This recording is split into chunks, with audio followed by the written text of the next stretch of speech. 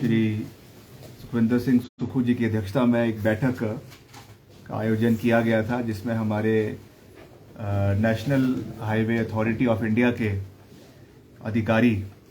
जो दिल्ली से भी और शिमला में भी जो स्थित है, आपके रीजनल ऑफिसर्स और आपके जो प्रोजेक्ट डायरेक्टर्स हैं वो यहाँ पे उपस्थित थे। जैसा हम जानते हैं कि हिमाचल में 4 लेनिंग का कार्य चल रहा है, उस पर जो कुछ जगहों पे जो कुछ समस्याएं आ रही थी, बॉटलनेक्स क्रिएट हो गए थे, उसको उसमें गति देने के लिए खास करके जो भू अधिग्रहण के तहत जो मुआवजा लोगों को मिलना है, जिनकी ज़मीनें एक्वायर हुई है, उसमें कुछ डिलेज हो रहे थे। कुछ डिप्टी कमिश्नर के माध्यम से जो ये पैसा वितरित होना है उसमें कुछ विलंब आ रहा था, इसलिए ऑनलाइन तरीके से डिप्टी कमिश्नर के साथ भी बैठक हुई, उनको भी उसमें जोड़ा गया और उनके साइड से जो इसमें कुछ समस्याएं आ रही थी उसको जल्द से जल्द उसका निवारण करने का प्रयास करवाया जा रहा है। उसके सख्त निर्देश मुख्यमंत्री जी ने जो है वो हमारे कंसर्न जो डिप्टी कमिश्नर्स हैं और वहाँ के जो हमारे काला ऑफिसर्स हैं, यानी जो वहाँ के एसडीएम्स हैं जिनको ये अथॉरिटी दी गई है, उसको उनको करने का प्रयास किया। और इसके साथ साथ जो हमारा शिमला मटौर, आपका कीरतपुर नेरचौक और मंडी पठानकोट राष्ट्रीय राजमार्ग है, जो 4 लेन चल रहा है, उसके लिए गति प्रदान करने की बात करी। आपके जिला ऊना में बीड़ू से लठियानी को जोड़ने के लिए गोविंद सागर झील पर 900 करोड़ रुपए की अनुमति लागत से एक पुल का निर्माण जो है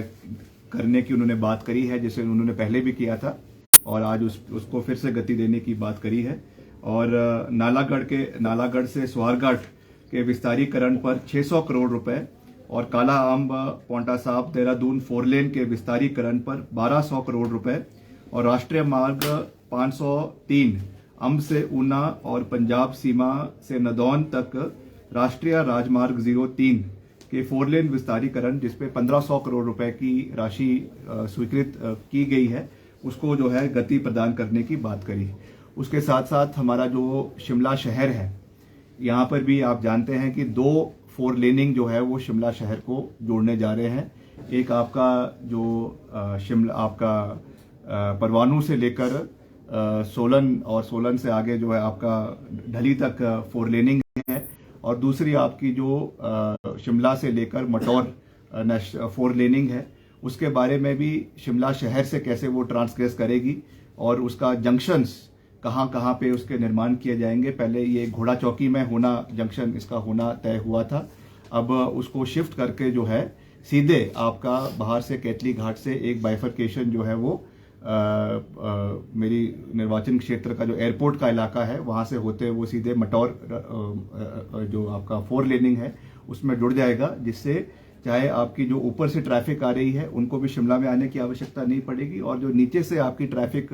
ऊपर के लिए जा रही है, शिमला के ऊपर के इलाकों के लिए, उनको भी शिमला के अंदर एंटर करने की आवश्यकता नहीं पड़ेगी। इस पे कुछ बॉटलनेक्स थे जिसके बारे में मुख्यमंत्री जी ने सख्त निर्देश जो है वो NHAI के अधिकारियों को दिए हैं। उन्होंने अपनी जो उसमें सोच थी उसके मार्फत भी बदलाव करने का प्रयास किया है। तो मोटा मोटा इन जो हमारे 4 लेनिंग वाले नेशनल हाईवेज है जो NHAI द्वारा हो रहे हैं उसके ऊपर बात हुई, और उसके साथ साथ जो नेशनल हाईवेज जो हमारे PWD डिपार्टमेंट द्वारा जिसके ऊपर कार्य हो रहा है, कईयों के उसमें एक्सपेंशन होना है, कईयों का उसमें रखरखाव की बात है, उसकी भी डिटेल्ड जो है वो रिपोर्ट मुख्यमंत्री जी ने ली है, और आने वाले समय में उसके ऊपर जल्द से जल्द कार्य शुरू हो। उसमें बजटरी प्रोविजन जो है वो मॉर्थ के माध्यम से, यानी जो हमारा ministry of road transport development authority है वहाँ के माध्यम से जो है वो मंत्रालय के माध्यम से करवाया जाएगा, तो उसकी भी उन्होंने रूपरेखा तैयार करी है। बाकी आने वाले समय में उन्होंने हमें भी निर्देश दिए हैं कि मैं जल्द जो है जहाँ जहाँ पर भी ये नेशनल हाईवे का और 4 लेनिंग का काम चला हुआ है, जहाँ पे कोई समस्या आ रही है, वहाँ पर हम मौके पे जाकर भी इलाके का निरीक्षण करेंगे। जो भी उसमें ऑन ग्राउंड समस्या आ रही है उसके बारे में जल्द से जल्द उसको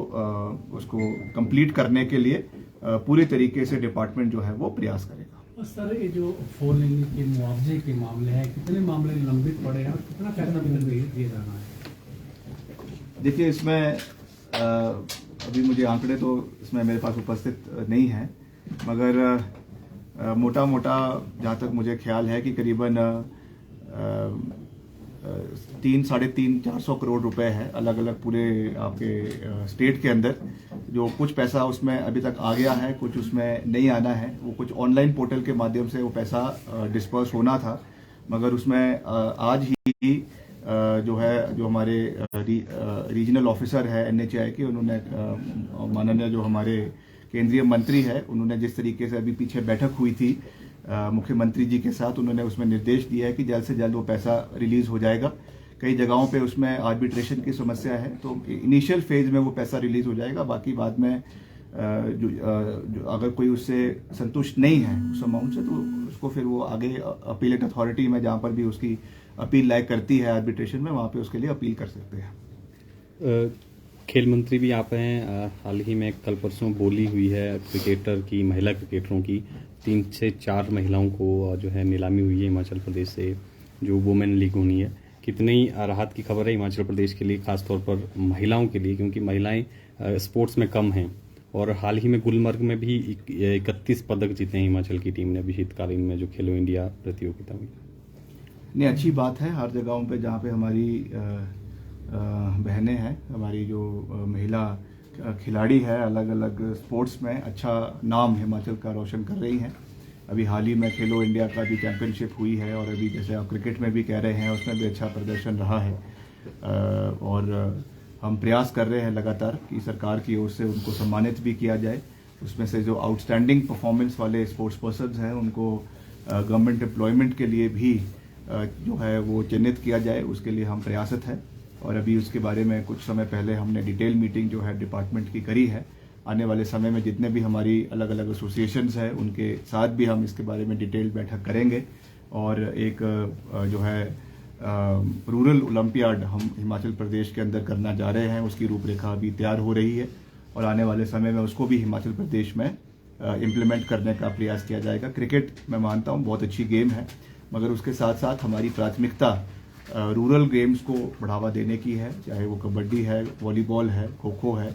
और साथ ही साथ आपके जो विंटर गेम्स में करवाए जाते हैं, चाहे स्कीइंग है, स्नोबोर्डिंग है, आपका जो है आइस हॉकी है। इन गेम्स को बढ़ावा देने के लिए हम पूरी तरीके से प्रयास कर रहे हैं। और कई और ऐसी गेम्स हैं जो अभी शेड्यूल ए के अंदर नहीं आती है, क्योंकि माउंटेनियरिंग एक ऐसा स्पोर्ट है जिसमें कई हिमाचलियों ने हिमाचल का नाम रोशन किया है, माउंटेनियर्स ने। अभी भी वो जो है शेड्यूल ए में वो गेम्स नहीं आती है, तो अभी हम इसमें प्रयास कर रहे हैं कि अभी हमारा जो स्पोर्ट्स काउंसिल की मीटिंग होगी,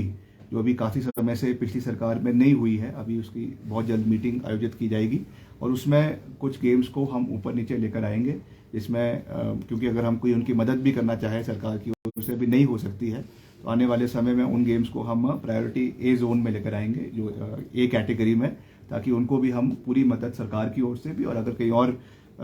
CSR के माध्यम से या प्राइवेट सेक्टर के माध्यम से भी करवानी हो, उसके लिए हम उनको प्राथमिकता दे सकें।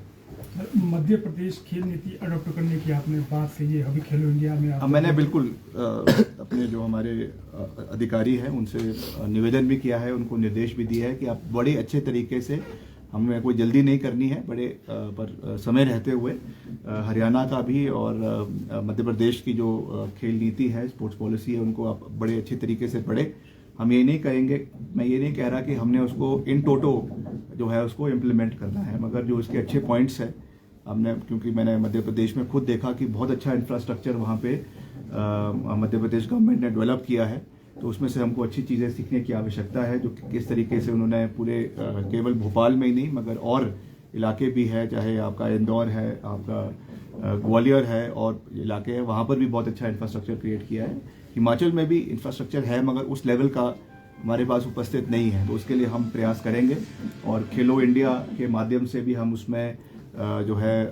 बजट लेने का प्रयास करेंगे। मुख्यमंत्री जी से भी मेरी इस बारे में बात हुई है। अगले कल जो हमारे केंद्रीय मंत्री है यूथ सर्विसेज एंड स्पोर्ट्स के और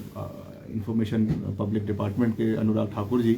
वो भी आ रहे हैं, उनसे भी हम कल मिलेंगे मुख्यमंत्री जी के साथ, और आगे आने वाले समय में और भी मिलेंगे और उनसे भी निवेदन करेंगे। खुद हिमाचल के हैं, तो मुझे विश्वास है कि वो भी अपना पूरा समर्थन जो है वो हिमाचल में खेल की गतिविधियों को बढ़ाने के लिए आने वाले समय में देंगे।